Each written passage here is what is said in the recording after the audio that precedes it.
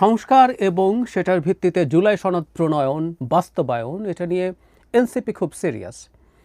আমরা জনাব নাহিদ ইসলাম এনসিপির প্রধান তাকে একাধিকবার বলতে শুনেছি জুলাই সনদ যদি তাদের পছন্দ না হয় তাহলে তাতে তারা স্বাক্ষর করবেন না। এই মুহূর্তে তার দল সাংগঠনিক সফর করছে। আমি বহুবার বলেছি, আবারও বলতে চাই, তাদের সেই সফরে মানুষজনের সম্পৃক্ততা, মানুষজনের উপস্থিতি দেখে আমি খুবই আশান্বিত হয়েছি। আমি খুবই ভালো বোধ করি বাংলাদেশের এই তরুণদের যে দলটা আছে এটা যদি জনগণের কাছে পৌঁছতে পারে, জনগণের সাথে কানেক্টেড হতে পারে, আমাদের একটা রাজনৈতিক শক্তি হিসেবে যদি তারা সামনে আসেন, আমাদের গণতন্ত্রের জন্য এর চেয়ে ভালো কিছু আর হয় না। যাই হোক, জনাব নাহিদ এখানে গিয়েও একই আলাপ করছেন, একই কথা বলছেন। এই ব্যাপারটা নিয়ে কথা বলতে চাই। যেমন মানবজমিনের একটা হেডলাইন, জুলাই সনদ বাস্তবায়ন ছাড়া নির্বাচনে অংশ নেবে না এনসিপি, এবং এর ভেতরেই আছে তিনি বলছেন সংস্কার, তাদের যে সংস্কারগুলো, মৌলিক সংস্কার বলতে তারা যা বোঝেন, সেগুলো যদি অ্যাগ্রিড না হয় তাহলেও তারা নির্বাচনে অংশগ্রহণ করবেন না। এই ধরনের আলাপ এগুলো দীর্ঘদিন থেকে চলছে। আমি আগে একটা কথা বলেছিলাম, এনসিপি ব্রিলিয়ান্টলি দুটো এজেন্ডাকে তারা রাজনীতির বিষয়ে পরিণত করেছে। That's good. একটা হচ্ছে আওয়ামী লীগের বিচার নিষিদ্ধকরণ, এগুলো এর মধ্যে আওয়ামী লীগকে আধা নিষিদ্ধ করা গেছে, বিচার চলছে। এটা আপামর সব মানুষের সাথে কানেক্ট করার একটা জায়গা। আমাদের প্রতিটা শ্রেণী পেশার মানুষ এটা চান। আরেকটা হচ্ছে আমাদের শহুরে শিক্ষিত সচেতন, এই তিনটা শব্দই যোগ করতে চাই। মধ্যবিত্তের কাছে একটা অংশের কাছে সংস্কারও খুব গুরুত্বপূর্ণ একটা এজেন্ডা। সংস্কারের প্রয়োজন আছে কি নেই সে আলাপ ভিন্ন। আমি বহুবার বলেছি, রাজনীতিতে দরকারি জিনিসটাকেও পলিটিক্যাল এজেন্ডায় রূপান্তরিত করতে হয় পলিটিক্স করার জন্য, অ্যান্ড ইটস ফেয়ার, এটা ভালো, এটা করতে হয়।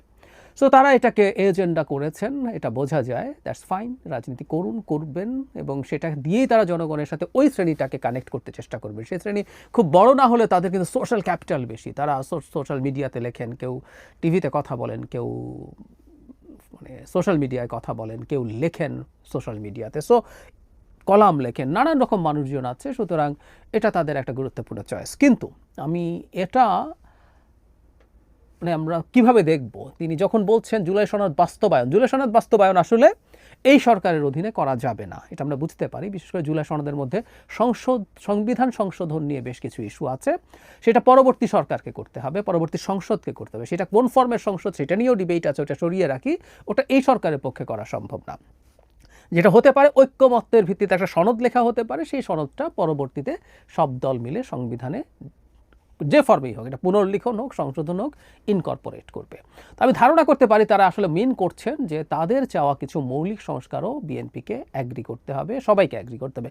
বিএনপি বললাম এই কারণে, কারণ মৌলিক সংস্কার বলতে তারা যা যা বলছেন এর কয়েকটার সাথে বিএনপি দ্বিমত প্রকাশ করছে। বিএনপি কতগুলো মেনেও নিয়েছে মৌলিক সংস্কারের, কিন্তু দুটো অন্তত আছে যেগুলোর সাথে দ্বিমত প্রকাশ করছে। আপার হাউসের প্রপোর্শনাল রিপ্রেজেন্টেশন এবং এনসিসি, পরে এনসিসিকে সরিয়ে কমিটি বা এরকম একটা কিছু বলা হচ্ছে, যে সাংবিধানিক এবং সংবিধিবদ্ধ প্রতিষ্ঠানগুলোতে নিয়োগের জন্য।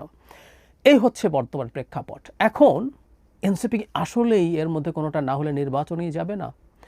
আমাদের একটা কথা মনে রাখতে হবে, রাজনৈতিক দলগুলো, রাজনৈতিক নেতারা যা যা বলেন সবগুলোকে আক্ষরিক অর্থে না নেওয়া ভালো। আমি খুশি হব তারা যদি এই বক্তব্যটা মাঠে চাপ তৈরির জন্য ব্যবহার করেন। তারা বিএনপির ওপরে চাপ তৈরি করছেন, তুমি যদি আমাকে নির্বাচনে চাও তাহলে কিন্তু মানতে হবে। এই চাপ তৈরি করার চিন্তাও রাজনৈতিক পয়েন্ট অফ ভিউ থেকে ফেয়ার আমি মনে করি। কিন্তু শেষ পর্যন্ত যদি তাদের এক্সপেকটেশন মতো মৌলিক সংস্কারগুলো না হয় সবগুলো, তাহলে কি দাঁড়াবে? তাহলে কি তারা আসলেই নির্বাচনে যাবেন না? এটা কি করা তাদের ঠিক হবে? আমি ব্যক্তিগতভাবে মনে করি এটা খুবই ভুল সিদ্ধান্ত হবে তাদের। তারা এটা নিয়ে রাজনীতি করুন, চাপ দেওয়ার জন্য নির্বাচনে যাব না বলতে পারুন, বলুন, কিন্তু এই নির্বাচনে না যাওয়াটা এটার ভিত্তিতে এটা ভুল সিদ্ধান্ত। কারণ আমি বলছি, জুলাই সনদ যতটুকু একমত হয়, যতটুকু এই দুটো তিনটা বাদেও যতটুকু একমত হয়েছে, সবাই তো একমত হয়েছে এটাই। সুতরাং তারা সেটা অ্যাগ্রি করতে পারেন। যেটুকু তারা একমত নন সেটুকু নিয়ে তারা রাজনীতির মাঠে থাকবেন, রাজনীতি করবেন, জনগণকে সচেতন করবেন, কানেক্ট করবেন, ভবিষ্যতে নির্বাচিত হয়ে আসার চেষ্টা করবেন। এবং এই ইস্যুগুলো থেকে যাওয়া, অন্তত আমি যদি এভাবে বলি যে সেটা তাদের জন্য বরং ভালো, রাজনীতির কিছু ইস্যু তারা মাঠে পেলেন, যেটা কারণ আগামী নির্বাচনের পর তো বাংলাদেশ শেষ হয়ে যাবে না, বাংলাদেশের রাজনীতি শেষ হয়ে যাবে না, বরং এনসিপির রাজনীতির সবচেয়ে সঠিক সময় হবে এই নির্বাচনের পরে। এখন পর্যন্ত যে ধরনের পারসেপশন, বিএনপি বেশ মেজর মার্জিনে জিতবে, এবং বিএনপির সেই সরকারের সময় নানা ভুল ত্রুটি হবেও, এটা চোখ বন্ধ করে আমরা বলে দিতে পারি, এটা একেবারে নিখুঁত কোনো শাসন হবে না, যথেষ্ট প্রবলেম হবে। সেই প্রবলেমগুলো ধরে ধরে ধরে ধরে এনসিপি রাজনীতি করতে পারবেন। তাদের মধ্যে খুবই শিক্ষিত সচেতন তরুণরা আছেন, চমৎকার বলেন, চমৎকার লেখেন এমন তরুণরা আছেন, তারা এটাকে দিয়ে দুর্দান্ত রাজনীতি করতে পারবেন। তার সাথে এই সংস্কারের ইস্যুগুলোও থাকতে পারে। সুতরাং আমার কাছে মনে হয় না এটা খুব খারাপ কিছু হবে। সো আমি আশা করি তারা যে কথাটা বলছেন নির্বাচনে যাবেন না, এটা চাপ দেওয়ার জন্য বলছেন, রাজনীতির কারণে বলছেন। আসলে এটা শেষ পর্যন্ত তারা করবেন না, না করলেই সেটা আমাদের রাষ্ট্রের জন্য ভালো হবে, তাদের দলের জন্য সেটা ভালো হবে।